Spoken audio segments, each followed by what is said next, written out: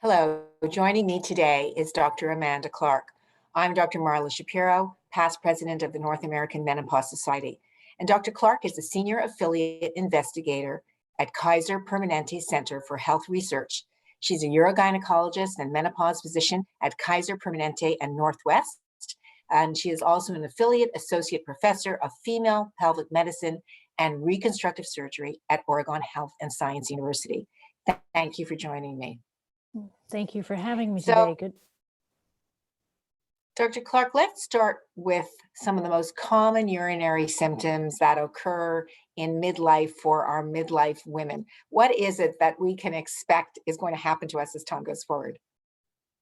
Well, it's really common that women start experiencing bladder symptoms as they get older.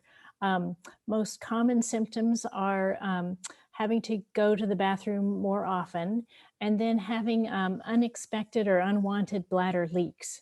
Um, that is having a little bit of urine spurt out with a cough or a sneeze, or finding that you can no longer delay before going to the bathroom.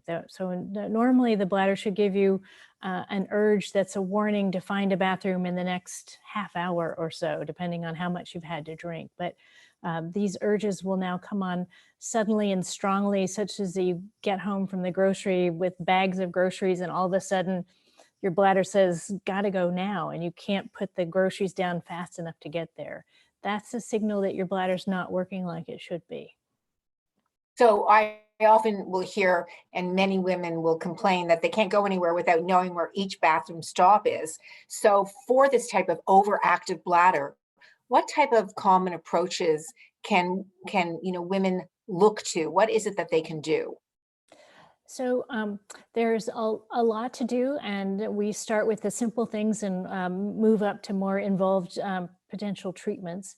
One thing is making sure that you're drinking the right amount of fluid, not too much and not too little. And that would be around 2 liters a day or 64 ounces on an average day. Of course, if you're hiking in the desert or exercising and sweating a lot, then you'll need more, but you don't want to overdrink or underdrink. For some women, there are certain foods and drinks that seem to be irritants. Um, Coffee, alcohol, artificial sweeteners, carbonated drinks, things like that may or may not be stimulants to those overactive episodes, urge episodes. And so I ask women to consider, kind of watch your diet and habits to see if those things are a stimulant for you. If they don't make an obvious difference, but if giving them up doesn't make an obvious difference, then I wouldn't recommend giving up the things that you love. But if, for instance, coffee really gets your bladder going, don't drink coffee when you're about to go someplace where you don't know where the bathrooms are. The Okay. next step would be having strong pelvic floor muscles that you know how to contract. Those are muscles deep within the pelvis. You can't see them, um, but those are the muscles that allow one to stop a urine stream midway. So that if you want to check and find out if those muscles are working, to try to interrupt your urine stream during urination once or twice, just to know how you're doing, to know that you're able to do that. If you're able to do that, you know you're doing the right muscles. If you're not able to do that, you need to seek professional help to check those muscles with you, because they may be working but weak, or working but somewhat detached from the structures. And so just because you can't stop the urine stream, that's every reason to seek help from either your doctor or a specialty physical therapist or physiotherapist in Canada, I think they're called, who Yes. Let's specialize in let's go on that to work. let's go on to the concept of urinary leakage. I know for women it is often just a disaster and very traumatizing. So is this a serious medical problem, and what can be done about that? It's not a life-threatening medical problem, but it's definitely a quality of life issue. It interferes with exercise, which we know over the long term is really important for health, and it interferes with social activities. If you can't go to a movie or a play or go to the county fair because of your bladder, then you're going to really be limiting your life. So those are important things, though not imminently life-threatening. So very important to seek treatment because there are many options to choose from. Can we look at some of those options? What might those options be? So for stress incontinence, leaking when you cough or sneeze, or overactive bladder, those sudden urges to go, both what we've talked about so far works for both. So normalizing your fluid intake and having strong pelvic floor muscles. Once you go beyond those treatments, or go beyond those, those are initial treatments, it's important to have a diagnosis, because the treatments diverge at that point. So for overactive bladder, we have medications that lessen the strength of those urges as one option.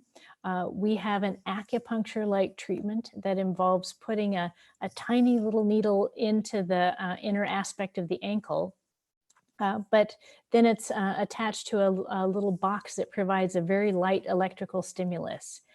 We do this for 30 minutes once a week for 12 weeks in a doctor's office, and then monthly after that. And that can be as effective as medications and doesn't have any side effects other than the time spent getting the treatment.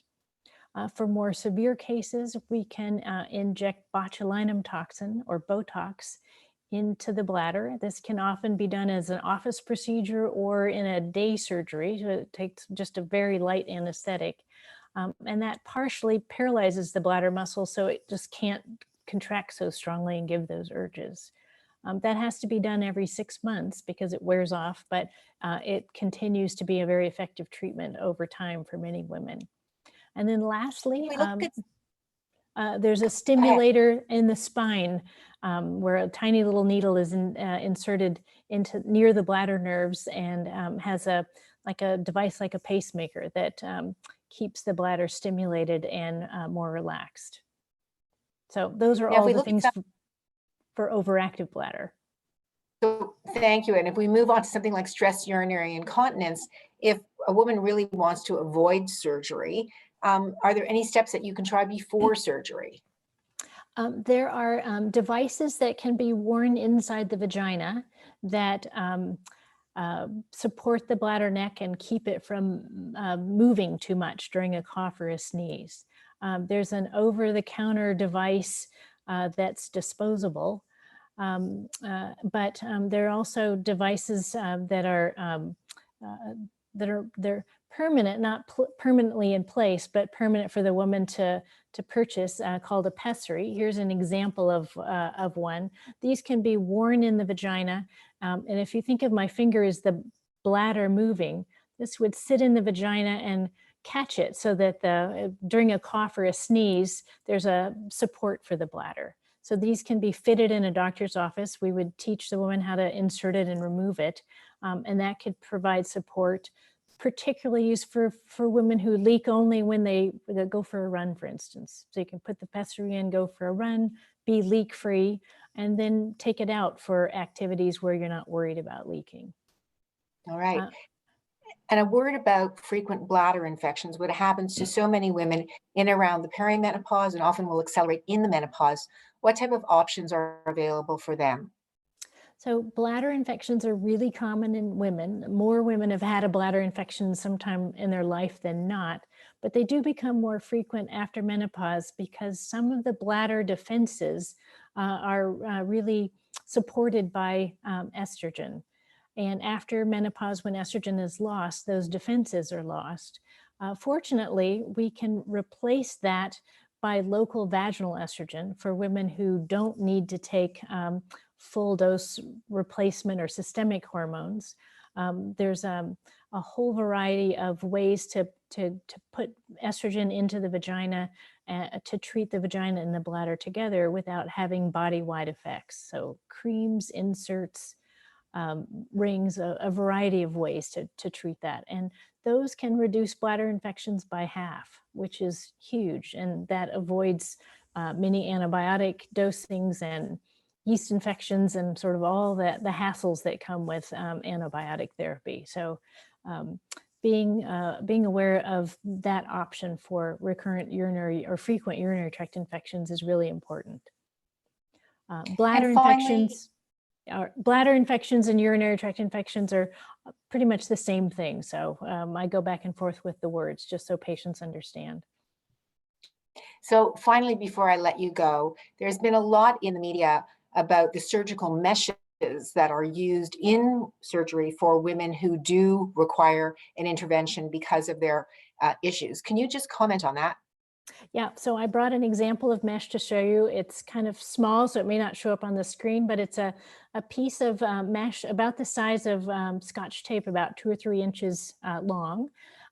This is placed in the body around the bladder neck. So if you think again of my finger of the bladder moving too much with a cough or sneeze, this is placed around the bladder or urethra such that when there's a cough or sneeze, it's caught in a stretchy little hammock.